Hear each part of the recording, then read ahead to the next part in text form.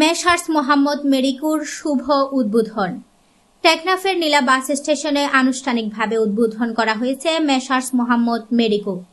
নীলা প্লাজার নিচতলার ২য় নাম্বার দোকান এবং মাছবাজার সংলগ্ন এলাকায় প্রতিষ্ঠিত হয়েছে নতুন এই মেডিকো প্রতিষ্ঠানটি।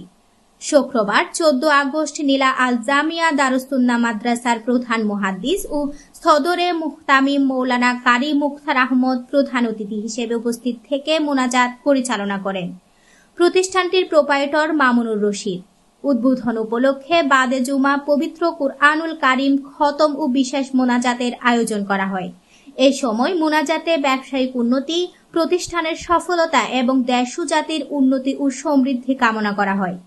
অনুষ্ঠানে আরও উপস্থিত ছিলেন মার্কেটের একাংশের জমিদার ও বিশিষ্ট রাজনৈতিক ব্যক্তিত্ব মুখতার আহমদ দোল্লা, নীলা জামিয়া দারুস-সুন্নাহ মাদ্রাসার শিক্ষক মৌলানা মোহাম্মদ আয়ুব, নীলা স্টেশন জামে মসজিদের খতিব ও ইমাম হাফেজ মৌলানা জামাল উদ্দিন সহ স্থানীয় গণ্যমান্য ব্যক্তিরা।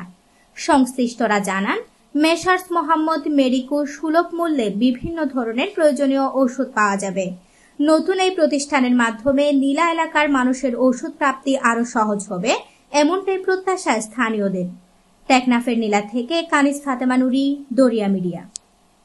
আলহামদুলিল্লাহ, আজিয়া শুক্রবার নীলা প্লাজার নিচের তলায় মোহাম্মদ মেডিকো ওষুধের দোকান উদ্বোধন করা হয়েছে।